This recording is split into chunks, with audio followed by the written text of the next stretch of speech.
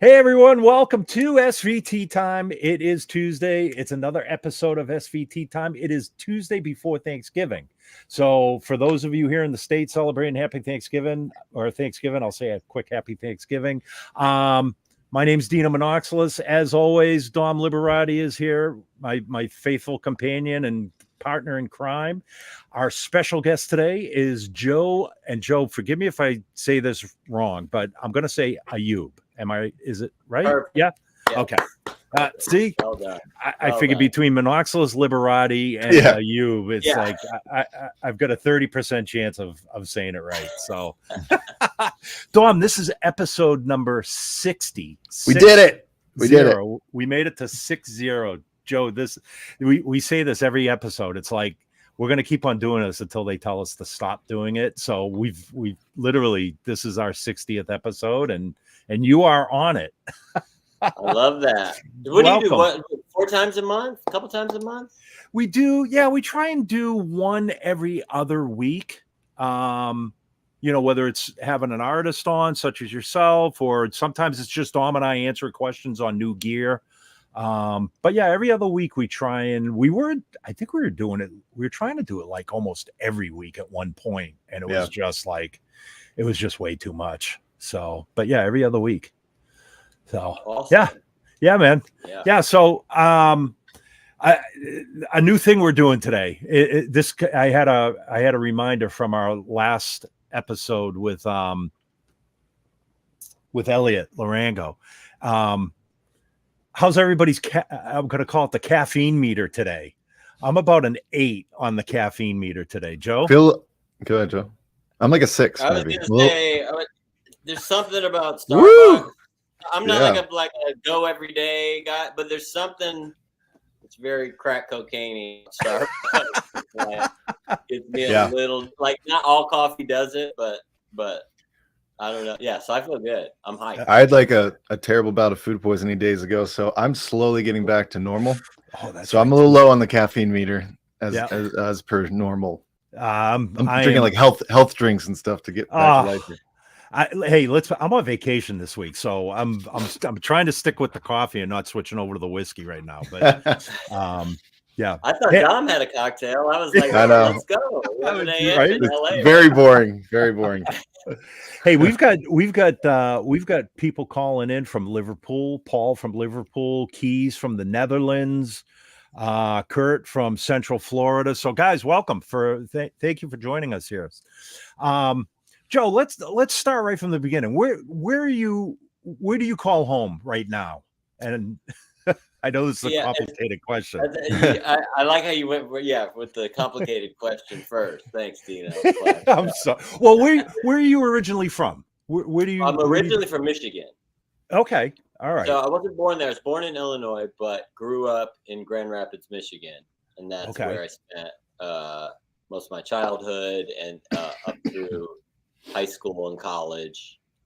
And then after college, a good buddy of mine, a great guitar player here in town, Brett Farkas, and I were going to move to Chicago.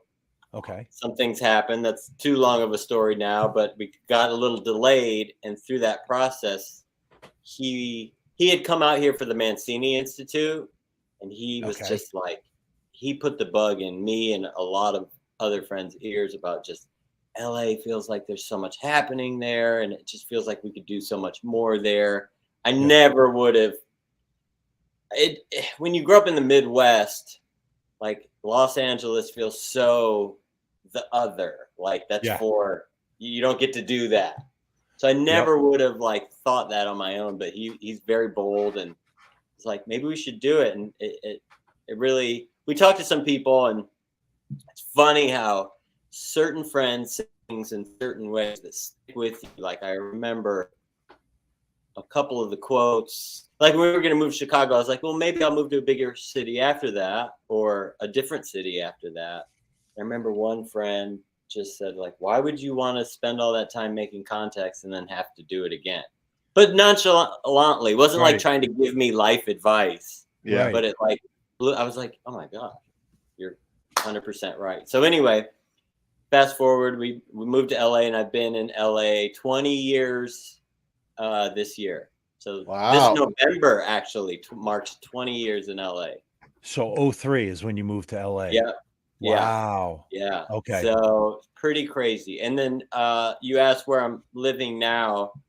Well, I've been doing the Kelly Clarkson show, which recently moved to New York.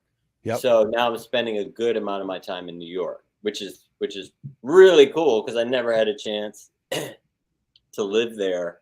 So to kind of be there for a concentrated amount of time, it's been really awesome because it's New York City, you know. There's just so much going on.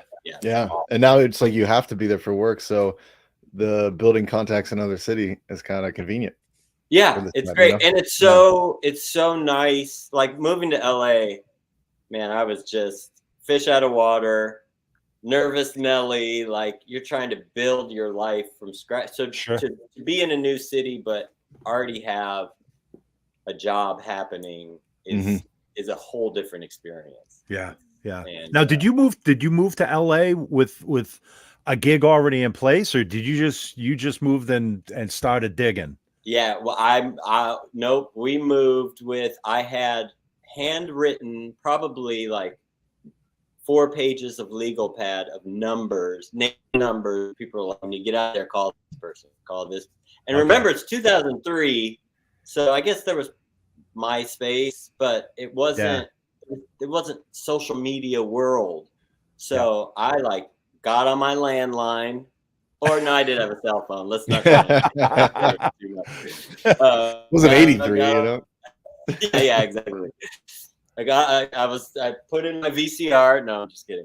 I got on my phone and just called people. I was like, "Hey, I'm new to town, and I'd love to." Brett and I took a lot of people out to lunch, and just as a way to sort of meet people and let them know we're in town, and if there's any kind of advice they could give. But it's funny, like these cities are a lot smaller than you think they are, and when you're in an area where a lot of people are like, the arts are thriving and a lot of people are doing the same thing, the ball actually gets rolling quicker than you would think. You know. Yeah. So we started doing gigs here and there, and one thing led to another. I personally. It's funny, Brett and I both, within a couple months, he started touring with Solomon Burke, which is a big deal, like jazz or blues legend, you know what I mean? Yeah. And then maybe like a month later, I did my first audition was with a band called The Calling. Dude, I play in The Calling right now. What?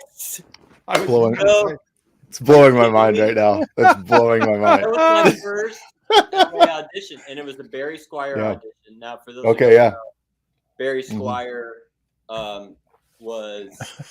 is a big. He sort of like puts bands together for different artists, or if a band needs a new guitar player, he has a Rolodex of musicians that he draws from.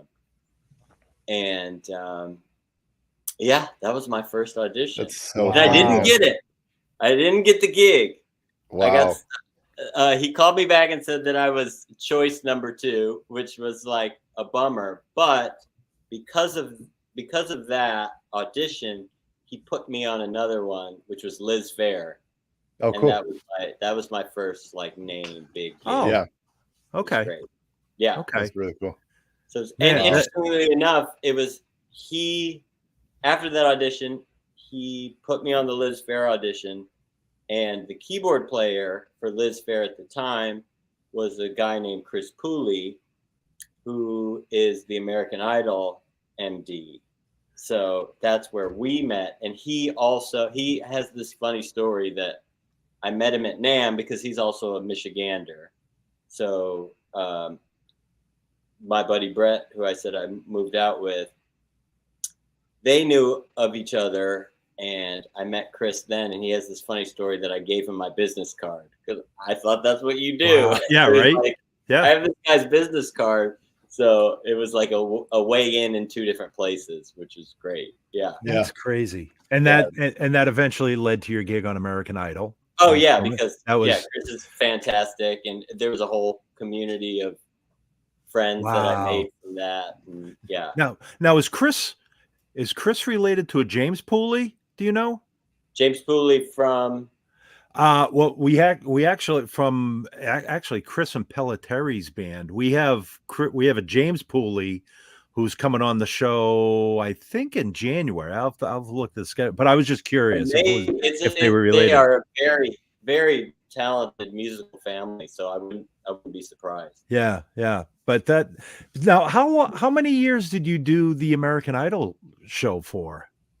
As of now, 6, and we're about to start season 7. Okay. It's funny to say that because everyone knows it's been running for 21 years or whatever. Right. When it switched networks, when it went from Fox to ABC, they reordered it. So like my first season was season 1.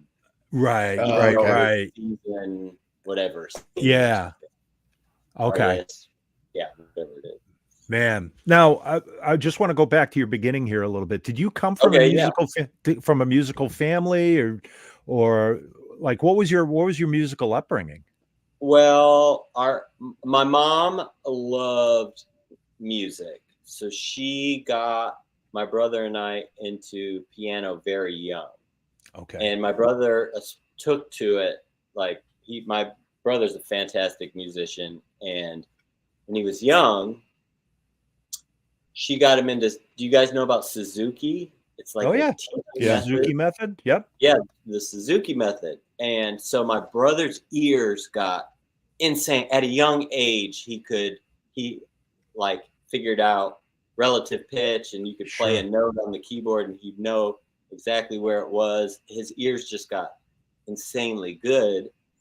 So as he was learning piano, he just learned everything by ear. So and then he was singing, playing piano. Wow. And at this time I was taking piano lessons. I didn't take to it as much. So I kind of had some musical background, but my brother really flourished in that world, and it just wasn't my thing. I didn't like practicing piano. I just wasn't into it.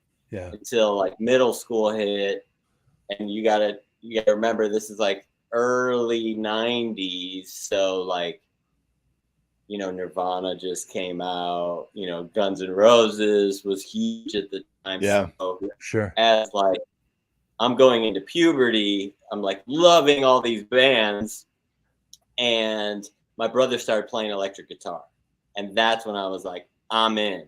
So he started slowly teaching me electric guitar, and I really wanted to play drums. I was funny, like multiple times in my life, the drum chair got blocked for me. When I was in elementary school, I wanted to play drums. They were like, we have too many drummers.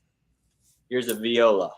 I was like, all right, that doesn't seem like the deal I wanted. That's similar, sure.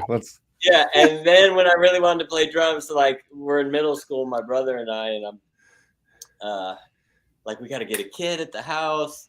We had a friend from church who played drums, and he sat me down and was like, look, I know you want to play drums, but if you play bass, we can get Michael from church and we can have a band. Yep. And at that point, I was like, being in a band sounded cooler than whatever instrument it was going to be. Yeah. But I kind of think he was clairvoyant or something, because I just fell in love with the bass. My mom had this old Diana Ross Jackson 5 record. There was that record, and there was the Fifth Dimension record that she had. And for whatever reason, when you listen to these old records on a record player, the bass just pops. Yep. And I just I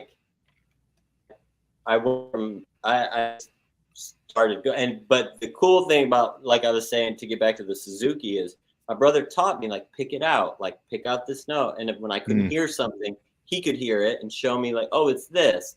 And then you start tying all these things together, and your ears get really good really quickly, which was great. Yeah. Man. So yeah. And then it just was like my everything immediately. And I think I'd be remiss to not mention that middle school was kind of like a tough time for me, because I went from this like really like wonderful utopia elementary school. My family life was always great. I had great parents, and my brother and I were best friends. We never fought. But then I went to a pretty rough middle school. So I think that's when I sort of like introverted, but at the same time, that's when I discovered music. So it was like the perfect time to find an outlet to like grab onto. You know, it was my therapy. And it was something for me to look forward to. And it was such an important time for my development. Yeah. It seems like, I mean, anybody that you know, at a young age, whether it's sports or music or, you know, every young kid goes through a certain period in their life where they kind of I think they become an introvert in some way, and they gravitate towards that, whatever that thing is that just finds their comfort zone, you know. And I think for the three of us, it was bass, obviously, but you know, for some kids it's sports, for some kids it's academics, you know, but man, and again, you know, and the reason why I asked that question is because every guest we've had on this show, family, school music programs, like it starts there, and then it grows from that. You know, it's just I love asking that question because I like we want to know where you came from, like what got you into music in the first place, you know. And that's and usually it's parents, you know, my parents' record player. Or I tell this all the time. I just about a year or so ago, I inherited my family's big Magnavox stereo console, you know. And like for the first time in I don't know how many years, like I'm actually spinning vinyl again. Like Sunday mornings, you know, the vinyl goes on, I wake my daughters up, you know. That's what the family wakes up to, is me coming down with my cup of coffee, listening to vinyl, you know. And you know, I want my kids to experience that too, you know. So now I think there's something about like having, I think, even more than just the music, like this dream of like having a group of friends. Like the idea of a band is just community. You know what I mean? So this now, like to share the like common goal with this other group of, like, I felt like I belong. And I think it just makes you even go deeper into the music. Like the music, it's so layered. Like the music itself does that, right? Makes you feel your humanity, and it expresses things that maybe you, especially at a young age, you're not able to figure out yet, but you know, right? You're like it fills that void. But then also this, I felt like kind of invisible and like uncool in 7th grade, and like all of a sudden I had friends who I played music with, and I felt, you know, because everyone was so into sports. I was like not very sporty. I know that's hard to imagine, fellas, but I'm not that sporty. Oh my god! So you know, you feel like sort of invisible with, you know, the quarterback and that whole thing where, like, you know, all the kids are really sports. I love, you know, I wish I was better at it, but I just wasn't a great athlete. So, you know, you grab onto something else, and this sort of became my thing. Yeah, absolutely. That's funny. Now, did you go you said you went to college. Did you go to university for music as well, or were you studying something else? Yeah, Western Michigan University in Kalamazoo. Okay. Which was also great because it's about less than an hour away from Grand Rapids. So it's close to home. My brother and I were gigging a ton at this point. So we would go back every weekend. We had a steady Friday night gig. That steady Friday night gig through college is my greatest musical education I've ever had, because like I said, my brother's ears were so good that he could, and he's just like strangely, it's funny because he's a judge now, right? He still gigs from time to time, but he's a district court judge in Grand Rapids. Wow. But even at that age, he is an encyclopedia of songs. Yeah. And he's really good in music. So he would oftentimes I'd be following along with him a song that he knew that I didn't even know. So I just learned how to follow and to listen and to watch his left hand and to like really be so nervous to music. Like you gotta support him. I really learned how to be a sideman and a band member. You know? Yeah. So yeah.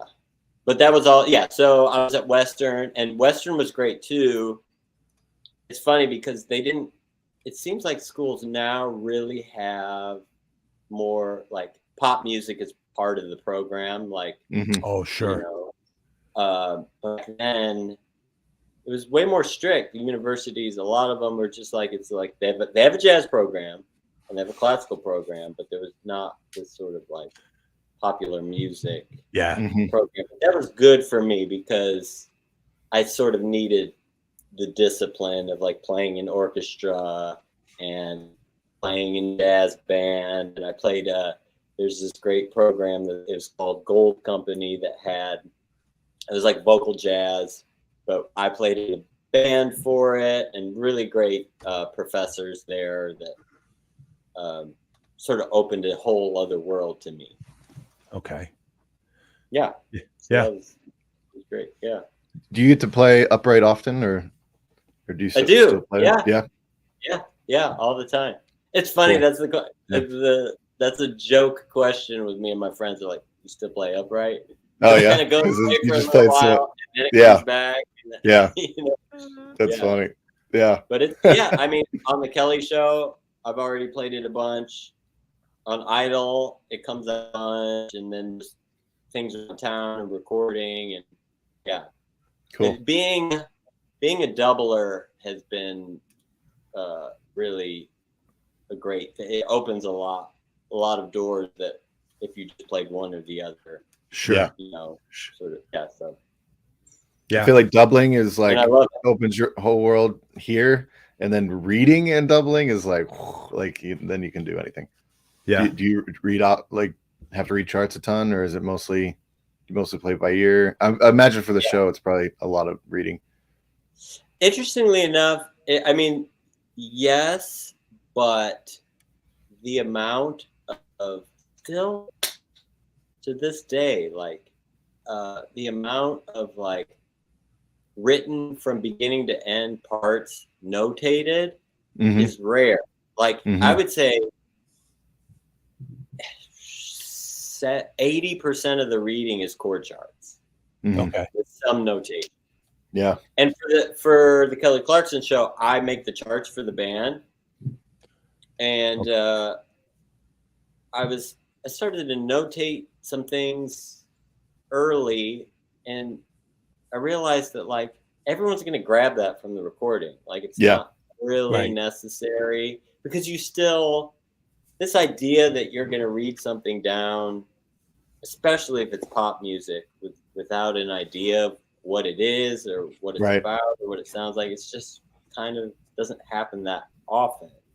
So I think the biggest thing is to make sure there's a roadmap for everybody and the changes are there, but everyone kind of knows their parts, or is going to go dig into it to figure them out, you know? Yeah. Or you just put on the chart, listen to the recording. Yeah. Well, I mean, you know, if there's a signature lick that everybody needs to know in a specific song, of course, you know. Yeah, like unison licks, if the whole band is doing a lick, or there's special, of course, I'll throw those in. But even if you wrote out something or transcribed it exactly, anyone's going to go back and try and capture the true essence of it. Right. You know? Yeah. Right. You have now, Joe, everything. Are you music directing for on the show as well? Are you? No. The Okay. music director is Jason Halbert. Okay. And he's been with Kelly from the very beginning, her artist stuff and the show stuff. And he's fantastic. Okay. Brilliant musician. But we all have different jobs. Like Jocko, the guitar player, does a lot of the cut downs and figures out, like getting it on the grid, and then I'll make a chart to whatever it is. So we all kind of have different roles that we do. Okay. Cool. Okay. Now, do you like how do you prepare for each show on that then? Like, do you have, obviously you have an idea, I'm assuming, like a week or so out of what material you're going to have to cover for the show and rehearse and stuff like that. But how do you go, like, give us an insight on what a day in the life of Joe on the Kelly Clarkson show is like, or a week on the show? Obviously I'll shut up and let you comment, but I'm curious. No, a lot of so she's the song every episode, which is called the Kellyoke. So that's a full song or a cut of a full song. And those usually will be prepared a week or two in advance. Like we'll rehearse them, go over them. The music, Jason will figure out what the arrangement is going to be. Maybe it's going to be broken down. Maybe it's going to be, it's funny. It's very similar to Idol too, where you kind of suss what the arrangement is going to be. You rehearse that a little bit, maybe record it. So we go back and reference it, listen to it. And then you try and do that stuff a week or two in advance. So then when the week comes up that you have it, you're just going out and playing the show. It's ready. And those weeks, you're preparing the next batch. So it's kind of a constant cycle. Okay. Yeah. Now, are you shooting multiple? So there's that. Oh, sorry. No. Go ahead. I was saying that there's that, but then there's the bumpers of the show, which are in and out of commercial break. Yeah. And those sort of constantly change and turn into, like, there's a lot of improvisation as far as there's little loops, but sometimes we'll play all through commercial break, which it doesn't air, but we'll play for the audience. And and that you can stretch. It's a lot of like almost jamming or, coming up with different parts, and it's really fun too. And then sometimes a guest will come on and the guest has the option to use the band or not. So we played with guests that came on and was like, well, I'll just use the house band. Cool. Okay. Yeah. Which is the greatest joy of any of this house band stuff, is that when different artists want to use you, that's, like you're there for everyone. That's when it gets super fun, where person's coming on and we're going to do the arrangement, and maybe they're going to sing with Kelly, or, or on Idol, like a lot of times we're playing with the contestants, but then artists will come on and we'll play for the artists too. And it just ends up being, a lot of songs and a lot of music moving quickly, which is really fun. I was going to say, as opposed to like being on tour where you'll work really hard on building a show and then kind of get to let go and play the show for a year or two. Yeah, that was going to be one of my questions. Like, pros and cons of doing a show like American Idol or Kelly Clarkson, where, you basically a lot of your material might change from show to show, versus being on tour with one artist. You're basically perfecting the same show every night playing the same music, outside of, obviously, depending on the show, improvising and things like that. But, like, which do you prefer, or do you prefer either one? I'm sure they're both very challenging in a lot of ways, but what is your preference? I don't know if it's more of a, I mean, I love them both. I think ideally you want to keep a constant stream of both. Yep. Cool thing about touring is after a couple weeks of running a show, if they're not changing it, last summer I was out with Melissa Etheridge. We were talking about that. Yeah. It's interesting because she has such a huge catalog of songs that it's kind of runs the same way, where you have to be on guard, and we're always going to do a new song, and you always have to update and refresh. But I have tours where you just run a show. Yeah, you take that show on the road. Now the cool thing about that is that after a certain amount of time, you can let go, and you can stretch, and you can. I hate to use the word autopilot because it sounds negative, but I mean autopilot in a positive way, where sometimes when everything's new, you have to be very alert. Where it is nice as a musician to sort of let go and be like, I know this song inside and out, right? I can not think and just feel. That's cool too. Yeah. Yeah. You can enjoy the moment. You can enjoy everything around you rather than this. Oh yeah. Yeah. I was going to say I love the hyper focus, but I also love to let go. Sorry, Don, what were you saying? No, I was going to say with all the shows and the bumpers and I've seen you live. I was at a filming of Idol this past year, and it was amazing. It was incredible. Band was super tight. With all those bumpers and everything, do you ever have the nightmare where it's like, and you are on stage, you're just like, I have no idea what's happening? Because I used to have those with sports so much where I was like, get in the game, and I'm like, where's my helmet? I have no helmet. And then there was now it's just become music where it's like, you're up, and then you get on stage, you're like, what am I doing here? All the time, basically. Awesome. And I'm I'm an over prepared kind of guy. I like to over prepare. Yeah. But sometimes things just move too quick and things change. You have to. So oftentimes everyone's looking around like, what's more than you would think. Yeah, that's great. Yeah, that's great. Funny, you'd be surprised how that's the 10,000 hour thing. You're surprised how a lot of times you got to just let your instincts kick in, and they know what to do. And that not to sound too I guess elitist or pompous, but that's what separates the pros. Like that's why you get called for what you get called for. It kind of separates the pros from people that are still working on their skill. I mean, we're all working on our skills, obviously, but you know what I mean? Like I remember an interview with Gary Carr.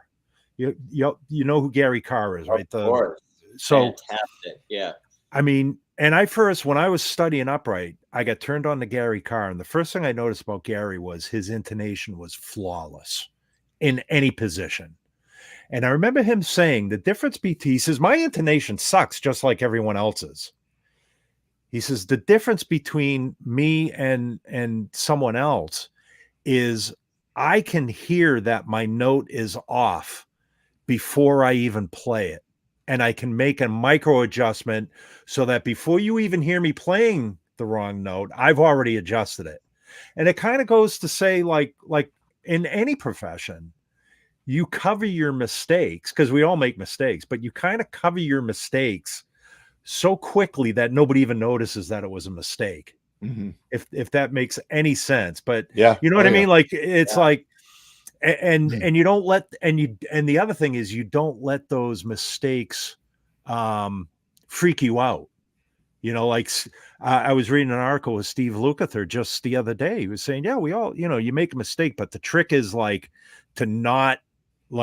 not freak out over it. Mm-hmm. Like if, in fact, make the same mistake twice, because then people think you're doing it on purpose. Mm-hmm. That sort of thing. Like, just don't freak out over it. Don't make a big deal out of it. It's a mistake. We all do that sort of thing. Yeah. So, yeah.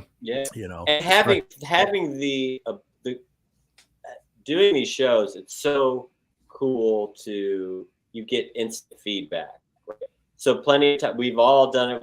We've all joked about it, that especially on Idol with the live shows, because they're live. Like it happened, it's done. There's nothing you can do. So we'll go back and listen, and I can't tell you how many times I felt like something janky happened, and it felt like the whole bottom fell out. Like this was a catastrophe. Yeah. And I'll go back and listen, and I can't even find it. And I live because but that's who we are as musicians. We're like so into the micro, and like especially bass players, like we're a downbeat land. Yeah. Like it doesn't feel good to us. We're like, everyone knows, like, I'm terrible, I'll never work again. And, and then you go back and then you just like, you can't even find it. You know what I mean? It's hilarious. Yeah. But staying in that mindset of trying to be on that level all the time is what,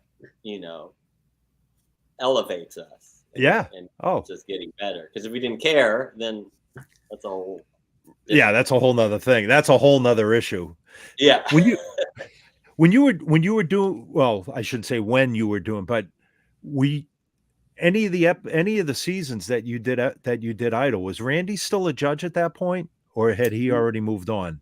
He had already moved on. When it switched networks is when Carrie, Lionel Richie, and Lou Bryan started, and they're still the judges from this era of it. Okay. All right. That was all with the network. So it went off the air. Yes. And then ABC resurrected it, and that's when there was a new band, new judges, and a whole new network. Okay. I gotta 7 years. I gotta start watching. It's funny. Like my wife watched it through the entire season. Like every week that it was on, she would sit and watch it. But I always enjoyed like the initial auditions, the comedy factor of some of the initial auditions. It's just be like, oh man, let's see what this person's gonna pull up this time. So, and just to see some of the judges' reactions. But that, man, I gotta say, like, coming from like the late, in fact, I think Bass Player Magazine did an article years ago called based on late night bass players. And of course, Will Lee is probably one of the grandfathers of television bass players. I guess it's not even late night anymore. It's just television, talk show, and reality show bass players. And, I think he did, I forget how many years Letterman ran for, but every time I would talk to Will about it, he was like, man, it's like, it gives you the freedom to go out and pursue other things, but it's like, it's a steady gig every day. You just go into the studio, play your music, whatever is assigned to it. Granted, every day you're learning something new, and there's obviously difficulties and struggles from day to day, but it just seems like it's such a really different dynamic than being on the road, playing Philadelphia one night, then going to Boston the next night and hopping in a tour. But what I mean? It's got to have its challenges, but on the flip side too, it's, I would assume there's a certain amount of comfort built into it, I guess, if that makes any sense. Yeah. Oh, absolutely. I mean, like I said, I do love touring. I don't love flying.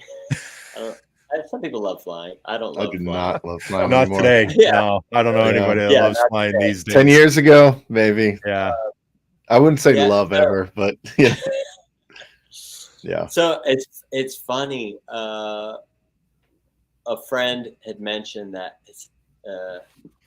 it was early in my Idol years. It's like, man, it feels weird. Like I feel like, I get up and make my coffee, and I have a normal job. I go to work, and I was like, that's what I love about it. It's so fun to like, I walk to work in New York, and I was just like, get up and yeah.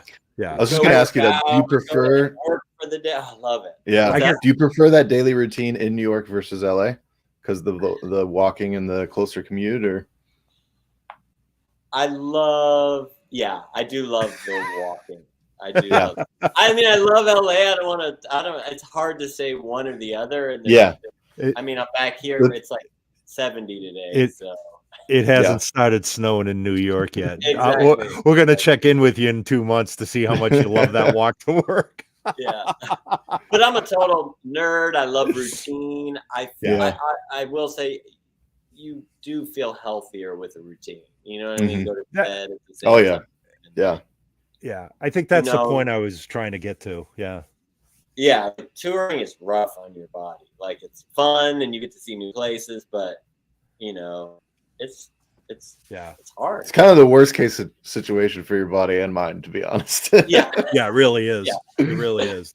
There's nothing healthy about getting on a tour bus every night after sweating for 2 hours and eating travel food and catering and so barely getting to work out. Like it's really hard to work out touring, I think. So Joe, let's talk about gear. And just recently, you had gone out to Calabasas and tried out some of the new Venture stuff, which you're now using on the Kelly show, right? Yes. How's that been working out for you? Has it been okay? Yeah, it's been great. I haven't gotten any calls saying, "Hey, get this stuff out of here." So I'm assuming it's going okay. He's like, "It's great." Sold it to somebody. Great with it. It's on eBay right now. No, it's been awesome. It's funny, and so I'll just tell the story. When I got a hold of Dino initially, the thought was to get an SVT up there, which, as we all know, is not necessary volume wise, but who doesn't love an SVT? It's like you just always want an SVT. And he was like, "You got to check out the new." It was like before the line came out. It was like a month maybe before the line came out. And I was hesitant because I was like, "Yeah, that's cool, but I want an SVT." Yep. As you should be, as anybody should be. Yeah. But when I went to Calabasas and hung with Dom, I was thinking about this Dom a lot, and when you realize that you got it wrong your whole life. I'm like, where is he going with this? This is great. I had a moment that day. No, and what I was talking is Dom, the sweet man that he is, let me just have at it. And we tried every combination of cabinet with head and the only way to truly hear what sounds good is to hear things side by side. So what I was saying is, like, my whole life I'd go buy a bass and be like, this bass sounds good. Right. But then you get and then you play it against someone else, a P bass against another P bass. It's like a world of difference. And then you're like, oh, well, if I heard them side by side. So I needed this process of hearing it all. Yeah. And that's just really hard.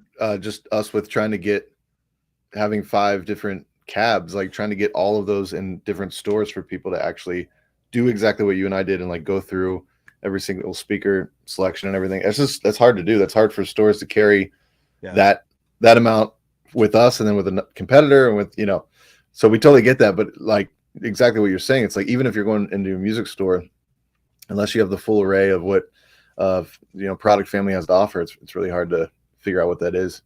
Yeah. You just you have to hear, and everyone's taste is different. So like for me, like Dom and I like really just went through it all, and the 12s and the 10s, the 12s and the 10s were just night and day. The sound that I was, because here's the thing. Here's the other thing that's weird, which we talked about, is that on a live gig or on a tour or on a TV show, now like most likely you're going to be in ears. So your amp is blowing air and adding bottom, but you're really getting the direct sound more than anything else in your ears, depending on how loud you have it. So this idea that mean, I think we always love squishy tubes because they sound fat and full, and they kind of help piece everything together in the band. But having an amp while using ears, I think you just want the transient to be there quicker. You want it to really hit. You have to, because you don't want that delay, and timing is everything. Yeah. And I think the Venture Series stuff is just super quick. You know what I mean? It's quick, and it's perfect for that sort of situation. Because the problem that I've noticed, especially with rental tube heads, is a lot of times they're not serviced well, and when they're not serviced well, they get mushy. Yeah. And if you have a mushy cab and you have tight ears, you're not even. It's just like everything is slow and swampy, and like I don't know.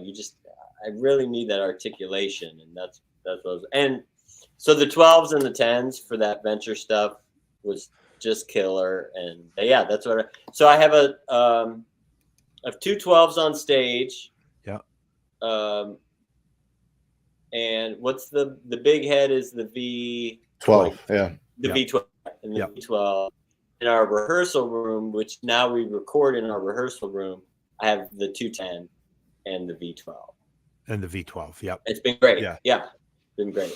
Cool. That's cool. You know what? I haven't I leave it. I'm just a simple guy, I guess. I haven't really used all the bells and whistles on it. I just have it just plugged up, ready to go. Not even really using the compression on it. Not using any of the grind. Right. I love it. I kind of keep it simple with the amp, but I know people are going to flip over all the. And I mean, your instrument of choice primarily has always been a P bass, right? Yes. So there's a lot of my predecessor to the show, Kyle Whalem, who is just an extraordinary bass player, such a talented guy. A lot of what he did was a lot of 5-string stuff, actually a lot of 4-string stuff, but I think he had a lot of 4-string BEAD basses. Okay. Okay. Yeah. A lot of the low stuff, and a lot of the bumpers have that. So I have been using a 5-string a good amount. Okay. And I think I'm trying to figure out my play. You know what I mean? Yeah. Like when you hear a bunch of great sounding tracks, you end up emulating what happened before. So I'm trying to find my place where, like, okay, this is. Yeah.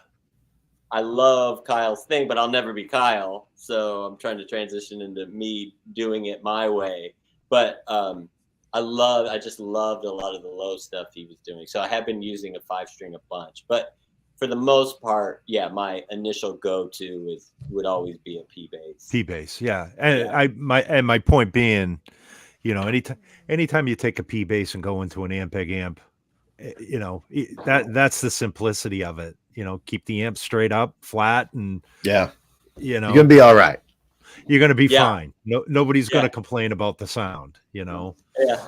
On Idol, it's funny. My everything's at 12 o'clock, and my buddy Greg, who's the guitar player on the show, always makes fun of me, and he calls me an architect of tone because he's like, dude, you don't even EQ your amp. I was like, it sounds good like that. Doesn't need to. Yeah. I don't need to. That's how it sounds good. It's like, did you even move a knob? I was like, I don't need to. It sounds good.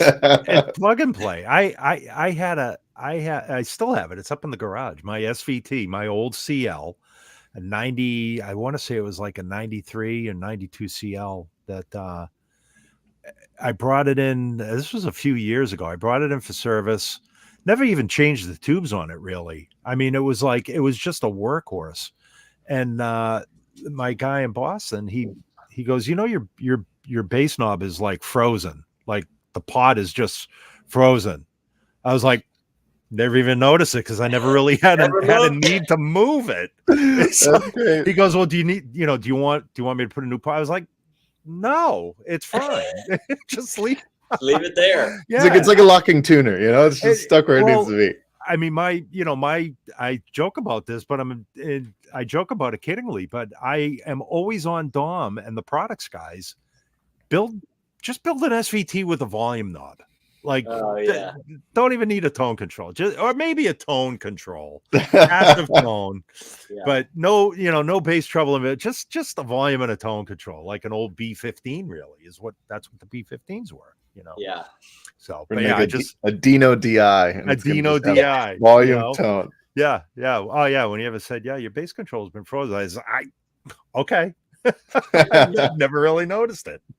The one I do use on an SVT, which is interesting that I even do, because I usually leave it flat and just crank it up, is if I'm playing with a pick and it's anything grimy or punk rocky, the high boost. Yeah. Because however it's voiced, it just makes everything sound like punk rock. Yeah. So I will grab that. That's like the one, and I use it on the Venture Series stuff too. Oh, nice. Great that you have that. That's like, I never really move any of the knobs, but every once in a while I'll put that on. Just put that in for pick stuff. So you get some of that clickiness. Or even for like slap stuff if you need it. Okay. You know? Yeah.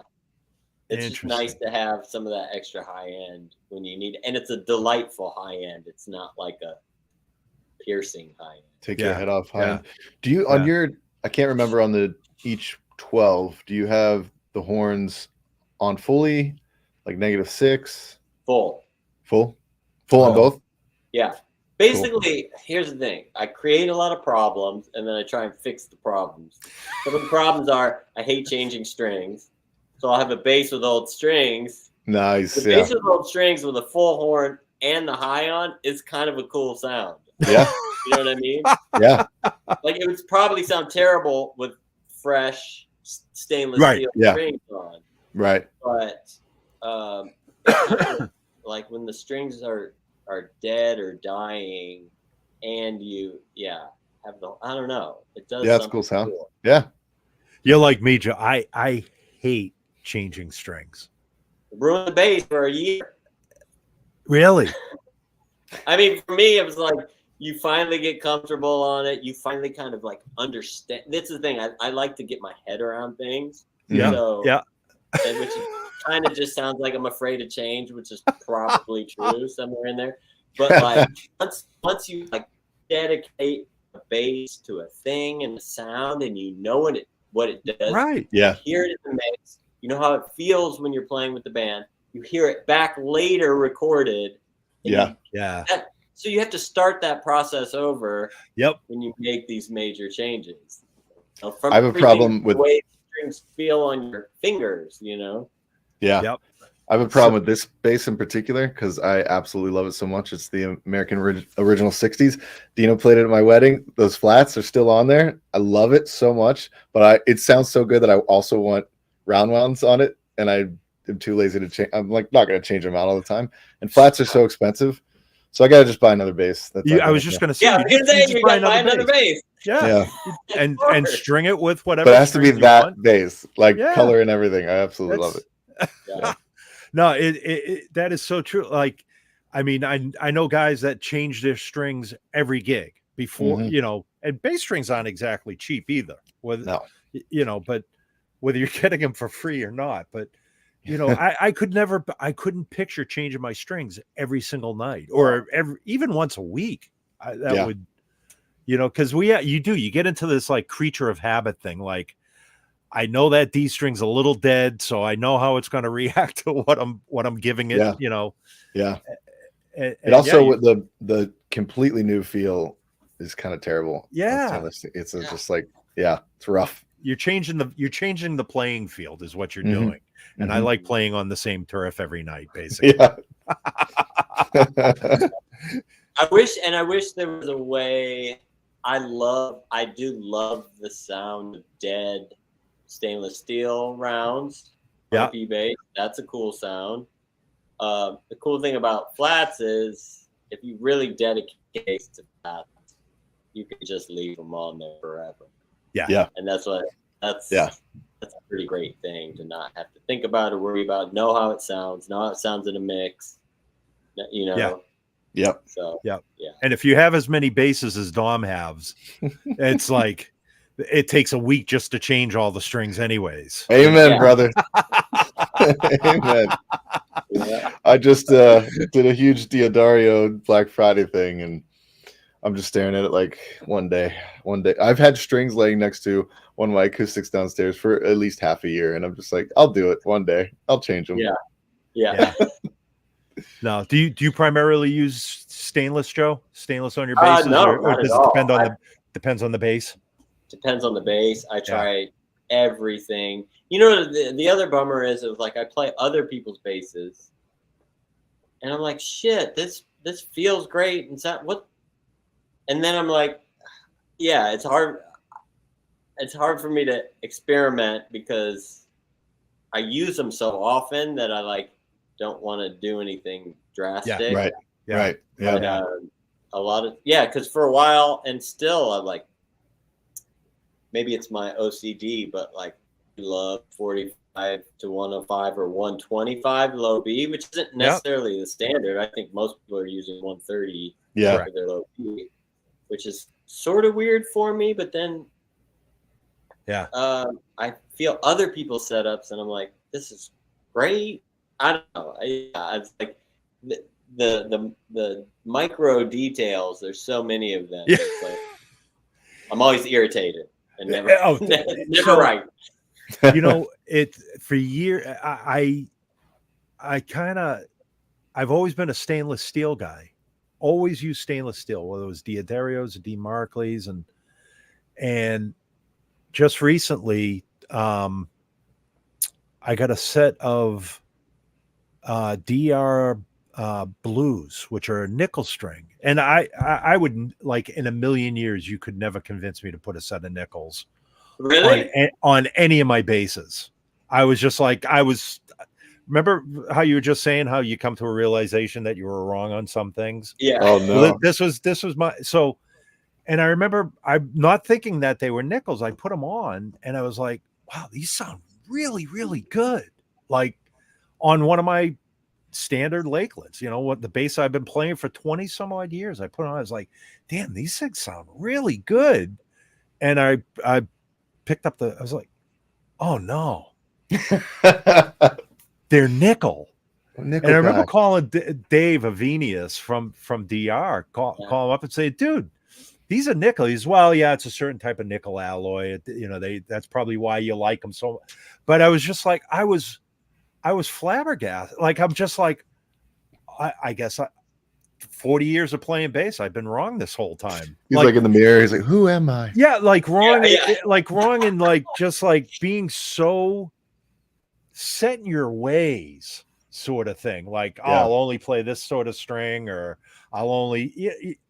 Yeah, man. It's that's why I asked, like, do you put strings on according to how they sound to the bass, not necessarily like sometimes. So like nickels on a maple board P bass is a rad sound. Okay. You know what I mean? All right. Yep. Right. Yep. Like but then it even depends on the actual bass, and like it's tough. But yeah, same thing. I was like, I'm only stainless steel guy. All grow, because DR, it was like the high beams were the ones. Yeah. I was in high school. That's the best string, and that's it. Yeah. Conversation's over. But then I started playing nickels because someone else had them on their bass, and it was like same thing, opened up my world. And then I was only nickel guy. And then I went back to stainless, and I was like, oh, but they have this crisp. It's all like. And it's funny you say that too, because the bass I put those nickels on was a maple boarded Lakeland. So there you go. Yeah. Anyways, I guess, you know, it's all, again, it all comes down to what you hear up here, I guess, you know. Yeah. And same with speaker cabs. Like, absolutely. When Dom and I were doing that, I was like almost 100% sold on the 12s. Yeah.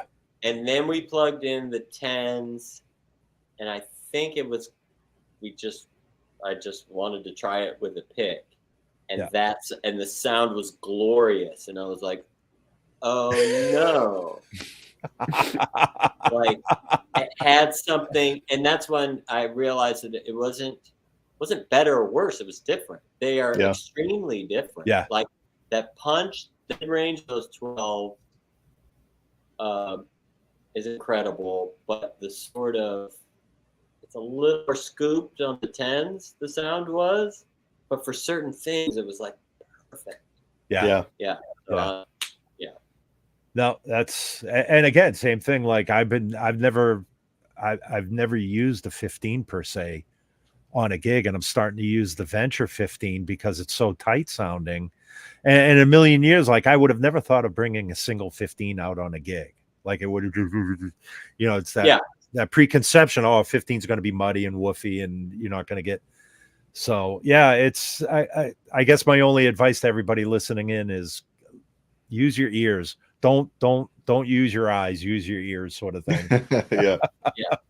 Well, and I also think part of the I don't know if you guys feel this way as bass players, but part of the obsession has been to find the one-stop shop, right? Yes. The exact bass that works for everything. This the exact cab and head that works for everything. And the more you try stuff, you realize, oh, they're just tools.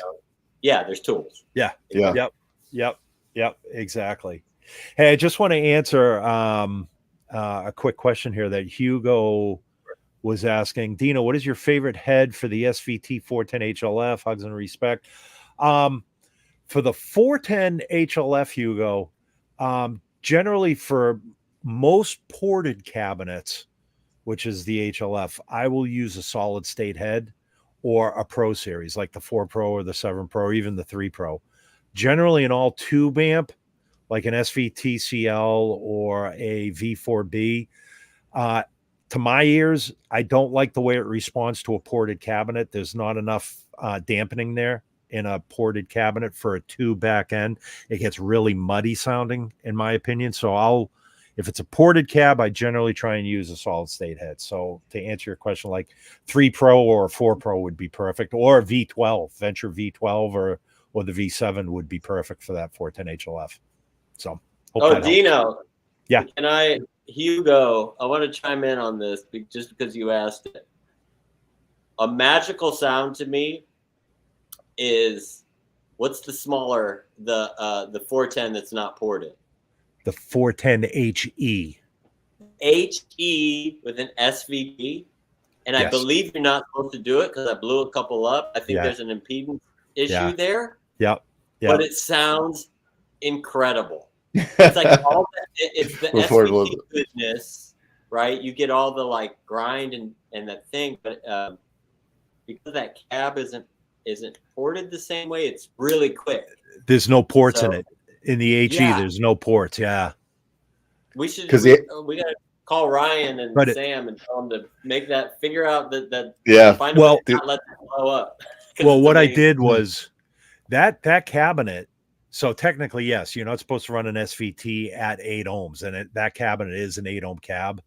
And I did it for years, not knowing, because that HE was one of my favorite 410 cab. I ran it for years until I went to go start working for Ampeg 20 years ago, and they're like, "Oh yeah, no, you should never do that." I was like, "Oh." So I re-speakered my 410 cab to make it a 4 ohm cabinet. Like went out and bought all new speakers, and then I ended up selling the cabinet, and I don't have it anymore. But I agree with you, Joe. Impedance wise, it's that way because it was made to be paired with the 15 HE or 15E or whatever, right? Yeah. So it was Look at me defending Ampeg from years before I even worked there. I don't even know. I just know the history. Haji and I used to go back about, because even when I was working for Ampeg, I was telling people at one point, I was like, yeah, you can do it. I did it for years and I never had any problems with it. And Haji, who's listening to this broadcast right now, he was like, dude, you can't, that's bad. Like you people are going to be blowing up thetheir amplifiers. Don't. I did. I blew it up. See, so yeah, you're not supposed to Sounded really great until I blew it up, though. Yeah. So there you go, kids. Do not run your SVT at 8 ohms. Joe is living proof that you will blow your amp up. So it's a good R&D project for me, though. There you go. To figure out this HE business, see if we can get a 4 ohm version. Tom, can you take care of that for us? Yeah, I know a guy. I know a guy. Hey, listen, we're just about at the time here, so I don't want to keep you guys too much longer. But Joe, there's something that I didn't put in the. I'm going to adjust my mic here real quick. I didn't put in the questions that I sent you ahead of time. So we do this silly thing called Dino's Rapid Fire 10, where I rattle off 10 questions or 10 things, and you give me a quick answer without, like, don't put too much thought into it. And so there'll be, actually, there's 11 on this one. So, nice. All right. So goes to 11. Perfect. You ready? 11 this one. All right. Okay, number 1, P bass or jazz bass? P bass. Okay. Number 2, passive or active? Passive. Okay. Number 3, rounds or flats? Oof. I'm gonna say dead rounds. Dead rounds. Okay. Nice. Number 4, B15 SVT or Pro Series? Or Venture Series. Come on, you got Venture Series. I got. Hold on, I gotta add that. I'll take this. SVT with the HE 410 HE cab before it blows up. Cable or wireless? Cable. Okay. Pick or fingers? Both. Okay. IEMs or floor wedges? I will say I gave this whole speech about I miss wedges, blah blah blah blah blah, and this is like years went by, and then I did this rehearsal on wedges, and I was like, I can't hear anything. So now I'm gonna say in ears. In ears, okay. Pedals or no pedals? I'm good without pedals. Okay. Window or aisle? Speaking of aisle. Somebody that doesn't like flying. Yeah. High bunk or low bunk? Low bunk. And then black with white piping or silver and blue anniversary style? Oh. Silver and blue. Okay. Perfect. So yeah, I'm trying to think where the 11th one, the one that I added, was it rounds or flats, Tom? Was the one that I added? It might be, yeah. Yeah. Okay. All right. Cool. All right. Well, we everybody's kind of on the same page, you know. Yeah. But I will say that those answers will be different tomorrow. That exactly. Especially with the rounds and flats. Like, I kind of wanted to say flats, but I was like, yeah. No, and that exactly. That's the thing. That's what we aspire as musicians, is to be able to adapt, learn, listen, and adapt. Yeah. And don't be so set in your ways on certain things, And we should add like 4 or 5 string to that, maybe making a Dino's 12. Dino's 12. Yeah. Oh, let's do a baker's dozen. Yeah. Man. What can I say?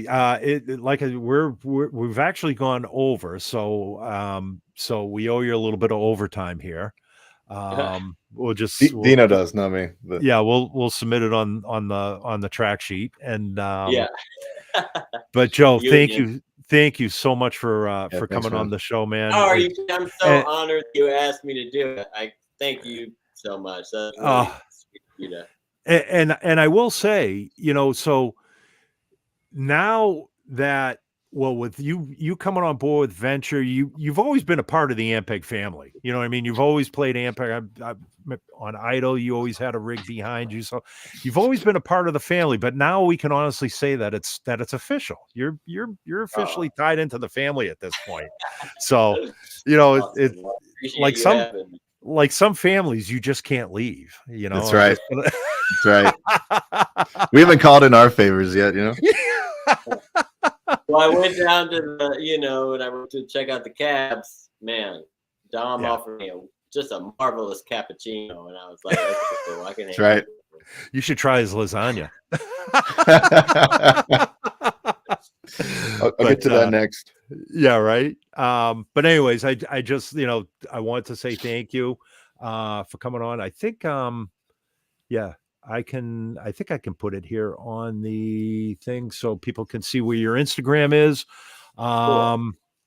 Yeah, by all means, follow Joe on Instagram, check out, see what he's up to. Be sure, and forgive me for not knowing this, but when does the Kelly Clarkson show air? Oh, every day. It's different in different areas, but it's so yeah, it's normal daytime talk show time slot. So yeah. And every day. You'll see Joe back there with his venture rig and various bases. And thank you, Aaron, for putting this together. Haji for being in the background, posting everything. Thank you, Dom, for being here every week and putting up with our antics. And absolutely. Adding to them. For everybody here in the States that celebrate, I just want to wish everybody a safe and happy Thanksgiving. Get home safe.